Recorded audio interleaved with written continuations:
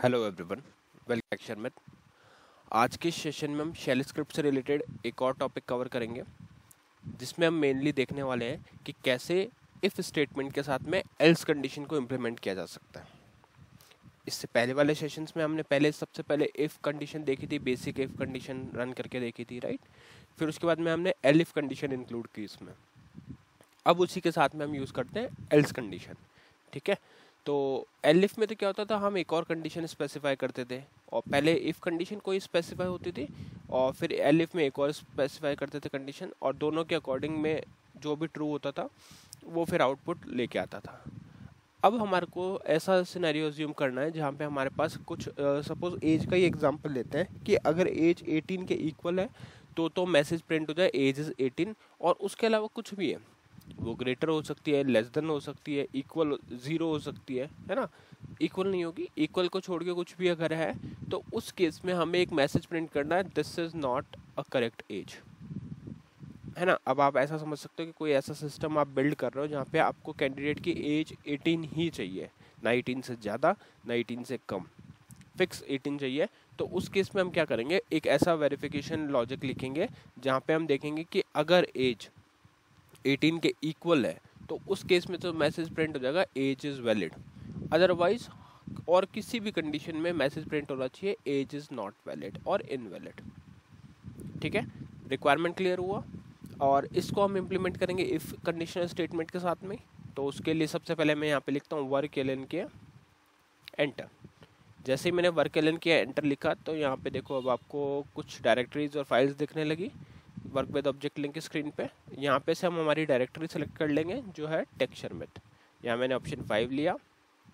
इधर मैंने एक फाइल ऑलरेडी क्रिएट किए हुए जो एग्जीक्यूटेबल फाइल है, तो इसके ऊपर मैं ऑप्शन 2 ले लेता हूँ।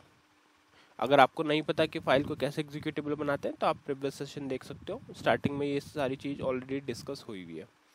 तो यहाँ पे मैंने ऑप्शन लिया 2, और यहाँ हमने एक मल्टी लाइन कमेंट स्टोर किया हुआ है, presented by texture math. Session क्या है, conditional statement in shell script.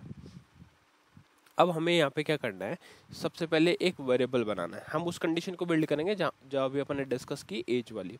तो वेरिएबल बनाने के लिए एज लिख के इक्वल लिखना है और 18 एज मैंने इसमें डाल दी, ठीक है। वेरिएबल का आप लोगों को अब पता होगा कि यहाँ पे हमें स्पेस बिल्कुल नहीं रखना। अगर स्पेस रखोगे तो वो आपको एरर देगा, क्योंकि वो स्पेस की कंडीशन, अगर मैं ऐसे स्पेस रखता हूँ तो इसको वो एज ए कमांड कंसिडर करेगा, बट एज तो कमांड नहीं है। तो इस वजह से ये आपको मेक श्योर करना है हमेशा कि यहाँ पे आप स्पेस नहीं रखो, ठीक है। फिर इसके बाद में यहाँ पे हमें इफ़ कंडीशन स्पेसिफाई करनी है। तो यहाँ लिखेंगे इफ़, स्मॉल में, कैपिटल में नहीं लिखना, इफ़ स्मॉल में लिखना है इफ़। यहाँ आ जाएगा टेस्ट। टेस्ट हम क्यों यूज़ करते हैं, एक्सप्रेशन को चेक करने के लिए। टेस्ट डॉलर, यहाँ आ जाएगा वेरिएबल का नेम हाइफन EQ 18। तो इसका मतलब क्या हुआ कि अगर एज जो है वो इक्वल है 18 की, तो यहाँ पे लिखेंगे देन, और यहाँ पे मैसेज आएगा इको एज इज वैलिड, ठीक है।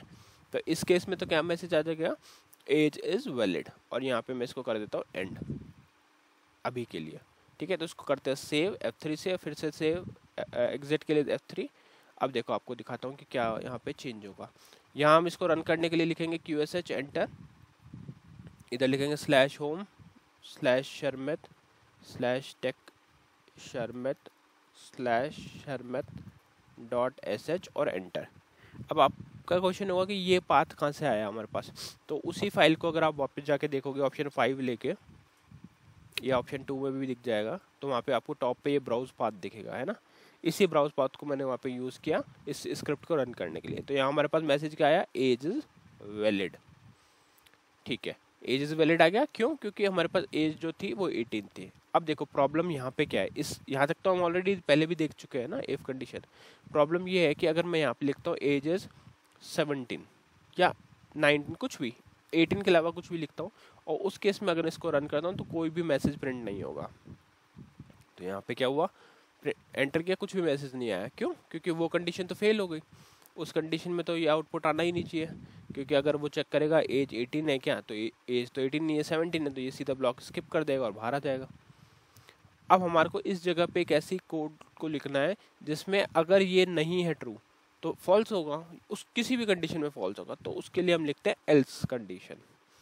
कैसे लिखेंगे, इस इफ वाले पार्ट को हटाता हूँ एक बार और यहाँ लिखेंगे एल्स। एल्स करके फिर आपको यहाँ पे देन नहीं लगाना, देन सिर्फ उसमें लगाते हैं जब अपन कंडीशन लिखते हैं ना। यहाँ पे डायरेक्टली लिखोगे इको एज इज इनवैलिड, ठीक है, एज इज इनवैलिड डाल दिया और फिर यहाँ पे लगा देंगे FI।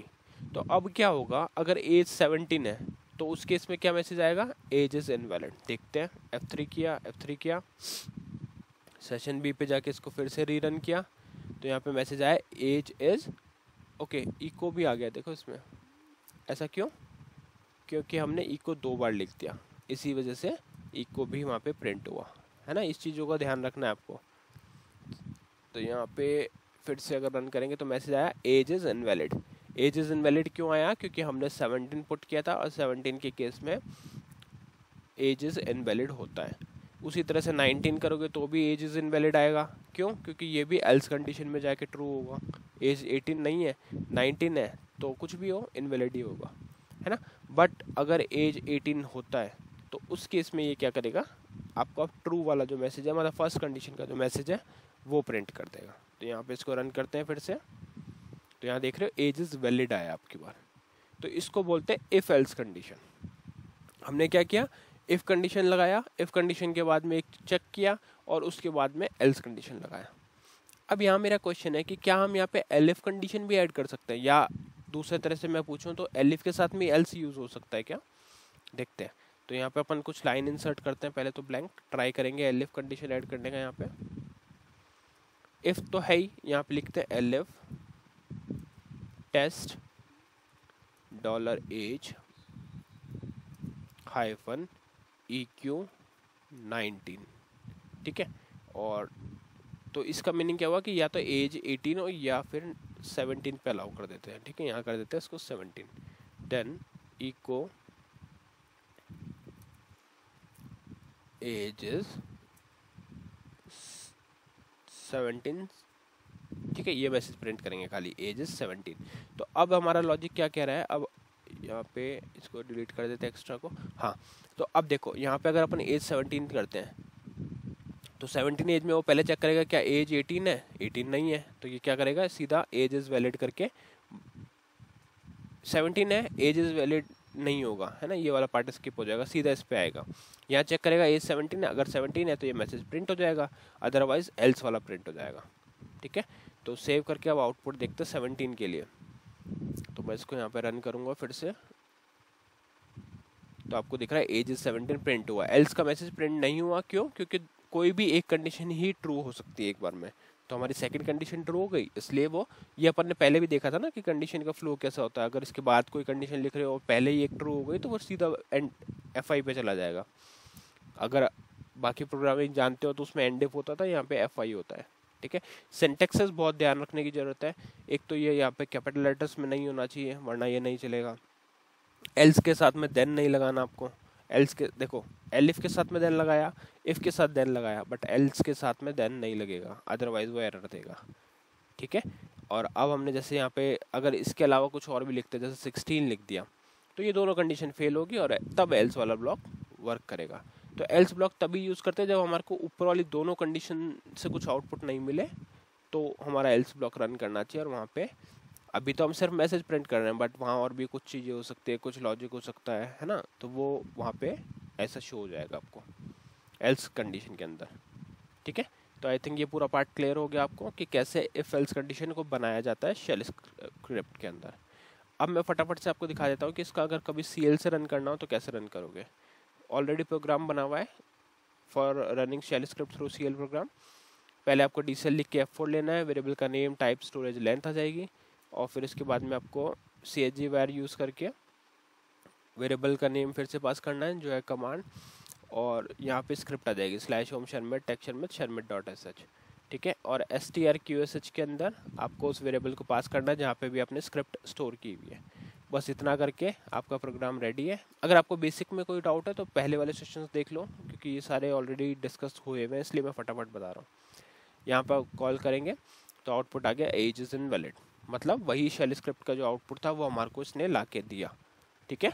तो इस तरह से हमारे को इफ एल्स कंडीशन को यूज़ करना होता है शेल स्क्रिप्ट के अंदर, और साथ में मैंने ये भी बताया कि कैसे हम CL प्रोग्राम के थ्रू शेल स्क्रिप्ट को एग्जीक्यूट करते हैं। आई होप आज का सेशन आपको क्लियर हुआ होगा। नेक्स्ट सेशन में बाकी टॉपिक डिस्कस करेंगे। So thank you for watching टेक शर्मत।